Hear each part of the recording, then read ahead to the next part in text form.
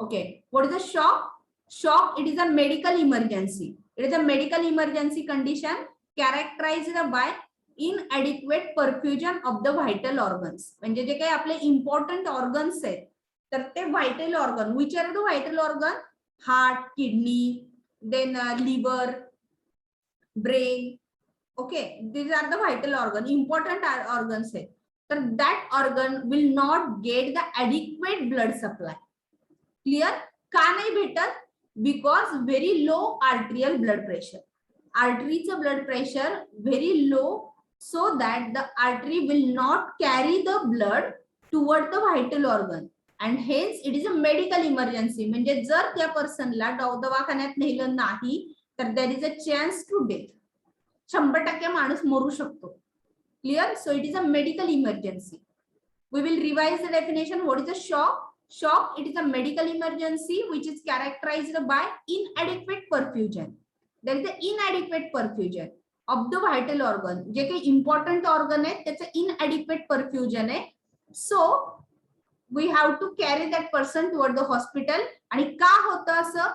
Because there is a low arterial blood pressure. Clear?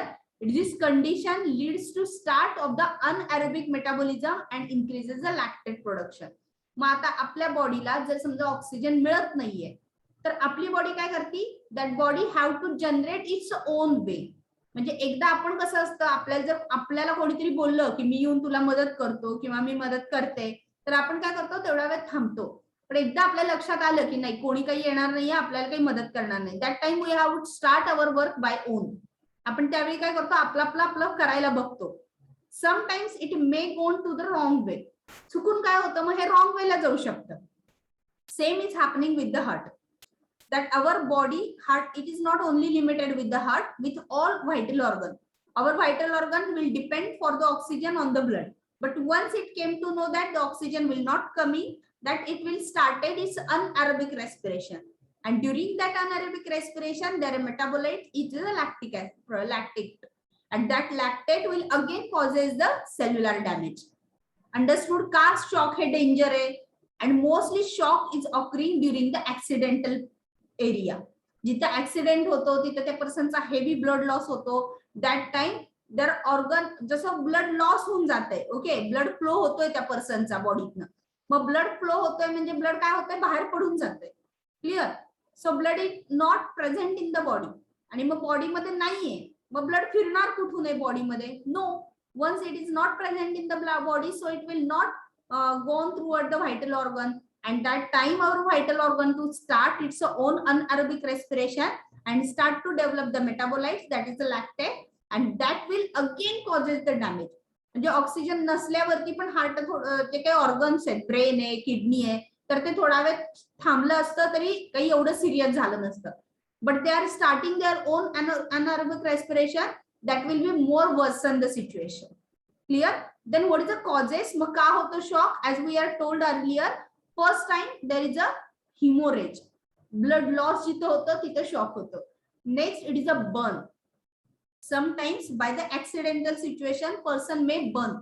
Okay, म्हणजे काय होतं? ते जळतं body. Okay, that time there is a coagulation of the protein is takes place. Means we know that our body is made up of the proteins and the lipid. आणि जर एखादं protein आणि lipid जर ते भाजलं गेलं, हाय लेवलची जर त्याला हीट लागली तर that time it will be causes the recoiling and denaturation of the protein, and that time there is a shock. Blood पण काय होतं? कोॲग्युलेट होऊन जातं. लिमिट पेक्षा जास्त जर त्याला हीट लागली तर काय होतं? ब्लड कोॲग्युलेट होऊन जातं. So there is a burn situation, there is a shock is happening. Then the bacterial infection. Sometimes there is a severe bacterial infection is take place inside the body, that will be causes the using of the its own blood, or the bacterial load inside the blood get increased. Then next is the anaphylaxis. Sometimes there is a shock is takes place due to the anaphylaxis, that is the allergic reaction. And the next is a myocardial infarction, means heart will not pumping the blood properly, and there is the inadequate blood supply and the oxygen demand of that organ is takes place, that is the myocardial infarction. Clear? काय का होतं shock? All of you understood? Shock it is a symptom. लक्षात येते एक कारण काहीतरी दुसरंच असतं आणि त्यामुळं जी कॉन्सिक्वेन्स होणार आहे, घडणारी गोष्ट आहे. फॉर एक्झाम्पल, जर आपण स्टडी नाही केला then we will get the fail. Understood. अभ्यास नाही केल्याचं रिझन काय आहे? फेल होणं. Same like that infection, haemorrhage, burn चं रिझन काय आहे? Shock. All of understood. Then the common causes in the above condition reduces the effective circulating blood volume. म्हणजे हे सगळ्या ज्या गोष्टी लिहिल्या तर त्या सगळ्या गोष्टींमुळे काय होणार आहे? तर ब्लड व्हॉल्यूम कमी होणार आहे. And that time sometimes that movement of that plasma toward the cell or the extracellular fluid is takes place, and again the volume of the blood is get decreased. Sometimes that is a vasodilatation of the organ and that time decreasing the blood pressure. All of you clear? त्या सगळ्यामुळे काय होऊ शकतो? तर shock होऊ शकतो. Then it is a process. There is a shortly revision of the process. What is that? Sometimes haemorrhages takes place. म्हणजे जिथे haemorrhage होतं, ब्लड लॉस होतं, that time decreasing the circulating volume. Circulating volume कमी होतं. It is a common concept. Blood बॉडीतनं बाहेर पडतंय म्हणजे ते फिरत नाहीये. Clear?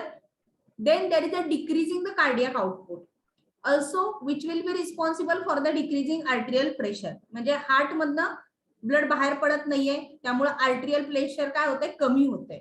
Resulting into the tissue hypoxia. Arterial volume कमी झाल्यामुळे ब्लड व्हेसल कन्स्ट्रिक्ट होतात. त्यामुळे काय होतंय? Tissue hypoxia. टिश्यूला प्रॉपर ऑक्सिजन मिळत नाही. ब्लड मध्येच नाहीये ऑक्सिजन, ब्लडच नाहीये, त्यामुळे ऑक्सिजनचा विषय येत नाही आणि तो ऑक्सिजन टिश्यू पर्यंत जाऊन पोहोचण्याचा पण विषय येत नाहीये. Then that time our body releases the mediators.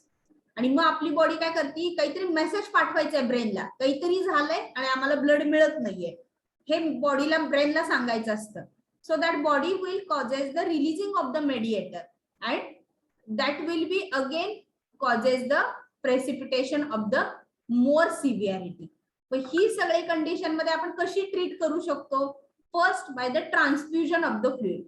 म्हणजे बाहेरनच ब्लड देऊन टाकायचं किंवा फ्लुइड द्यायचं, प्लाझ्मा फ्लुइड द्यायचं. त्याच्यामुळे इनडायरेक्टली काय होतं? ब्लड व्हॉल्यूम इन्क्रीज होतं. It is the first important therapy. Next, sometimes like a burn situation, we are given the any means there is a burn like situation, there is a arteriolar and the capillary dilatation by increasing the leakiness. म्हणजे burn मध्ये काय होत असतं? तर जे काही लिकीनेस आहे तर आर्टरीचा वाढलेला असतो, त्यामुळे त्यातनं फ्लुइड वगैरे ऊज आउट होत असतं. Sometimes there is an entry of the bacteria endotoxin and that will be also precipitate the shock. Okay, then we are giving the corticosteroid like derivative that will be inhibit the release of mediator. म्हणजे जर या केस मध्ये आपण जर corticosteroid सारखे derivative दिले तर ते कॉर्टिकोस्टेरॉइडचे डेरिव्हेटिव्ह मेडिएटरला रिलीज होऊ देत नाही आणि त्यामुळे अनएरोबिक रेस्पिरेशन स्टार्ट होत नाही. Also we are giving the dobutamine derivative. So dobutamine like a drug will increases the cardiac output and prevent the further damage. Clear? आणि meanwhile आपण काय करतोय? त्यांना ट्रान्सफ्युजन तर सुरूच ठेवले. All of you got the reason of the shock and how we are preventing that condition of the shock. All of you got? Then what are the classification of the shock? काय classification आहे क्लासचं? Clinically, shock is classified into the 4 way. First, it is a hypovolemic shock. Next, it is a cardiogenic shock. Third, it is an extracardiac obstructive shock. And fourth, it is a distributive shock. These are the types or classes of the shock. Okay, then we will revise it. First, hypovolemic shock, that is a hemorrhagic shock. Cardiogenic shock is nothing but the myocardial infarction, obstruction, extracardiac obstructive shock and distributive shock. Then hypovolemic shock मध्ये काय होतं? Decreases the preload, म्हणजे blood volume कमी झालं, preload decrease होत आहे, decreasing diastolic filling and resulting into that previous step, that is decreasing the cardiac output, then decreasing the myocardial pressure, then causes the shock. Same like a stroke cardiogenic shock or the myocardial shock causes the cardiac damage. Cardiac damage झाल्यामुळं decreasing the systolic and the diastolic function, and again there is a same cycle is get repeated. What is the extra cardiac obstructive shock? Decreasing the diastolic filling, that is a pneumothorax like condition, like a bacterial infection like situation, and decreasing the diastolic function. Also, there is a increasing the ventricular afterload, and there is a massive pulmonary embolism situation, decreasing the cardiac function. Okay, systolic function get decreased. In the distributive shock like condition, decreasing the preload म्हणजे feeling कमी होतं heart मध्ये, and then there is a decreasing the cardiac output. Also, sometimes there is a multi distribution of the flow, म्हणजे जे काही heart मध्ये आधीच blood कमी आहे त्यातनं त्याला सगळ्या ऑर्गनला पुरवायचंय, ते नाही होत possible. So it will be causing the decrease the cardiac output. Sometimes cardiac pressure is there, so that decreasing the systolic function, and sometimes decreases the systemic ventricular resistance and causes the decreasing the cardiac output, and carbon dioxide get increased, and then there is a anaerobic type of respiration. म्हणजे ultimately काहीही असू दे, सगळ्याचा एक effect काय होतो, cardiac capacity कमी होते, systemic volume कमी होतो, त्यामुळे कार्डियक आउटपुट कमी होतं, त्याच्यामुळं मीन आर्टेरियल ब्लड प्रेशर डिक्रीज होतो, आणि अल्टिमेटली सगळ्या ऑर्गनला ऑक्सिजन मिळत नाही, and that organ will started its own anaerobic respiration, and then there is a worsening of the situation is takes place. या सगळ्या सायकलला आपण एकत्रपणे काय म्हणतो, shock. All of you understood? Types of shock all of you understood? Hypovolemic shock, cardiogenic shock, extra obstructive shock, and the distributive shock. लक्षात आले? Distributive म्हणजे काय, डिस्ट्रीब्युशन मध्ये प्रॉब्लेम आहे. एक्स्ट्रा ऑब्स्ट्रक्टिव्ह म्हणजे हार्ट आणि व्हेन ह्यांना सोडून एक्स्ट्रा काहीतरी रिझन आहे, that is a bacterial infection. Cardiogenic shock, that is a myocardial infarction, and the hypovolemic shock, it is a hemorrhage. All of you understood? Types of shock खूप simple आहे. Anyone have any doubt? Then next, what is the treatment? मग कशी treatment द्यायची त्या पर्सनला? First, the general treatment, that person is kept into the cold place because exposed to the warmth may causes the sweating and again into the hypovolemic shock. म्हणजे पहिल्यांदा त्या माणसाला काय करायचं, एखाद्या कोल्ड थोड्याशा क्लायमेट मध्ये ठेवायचं, so that the ICU is having the maintenance of the temperature. ICU मध्ये बघितलं तर एसी असतो सगळीकडे, का जनरल वॉर्ड मध्ये नसतो. सिव्हिअर केस मध्ये त्या आयसीयू मध्ये ठेवतात त्या पेशंटला, आणि तिथं ऍटमॉस्फिअर बॅलन्स असतं, टेम्परेचर मेंटेन असतं. का तर थोडंसं गरमी असेल तर अजून त्या पर्सनला स्वेटिंग होईल, आणि त्यामुळे आणखीन ब्लड लॉस किंवा ब्लड व्हॉल्यूम लॉस होईल म्हणून. Then raising the foot ends toward the bread resulting into the venous return. मग त्या माणसाचे काय करायचे, तर पाय असे वर करून ठेवतात. क्लिअर? का ठेवतात तसं, तर अननेसेसरीली ब्लड इथं जे फिरणार आहे पायांमध्ये, तर ते वाचणार आहे, आणि ते आणखीन हार्टच्या रिजनला व्हायटल ऑर्गनच्या पार्ट मध्येच फिरत राहणार आहे. Clear? So the tilting the leg is takes place. Then next therapy, next treatment step, it is a giving the replacement therapy.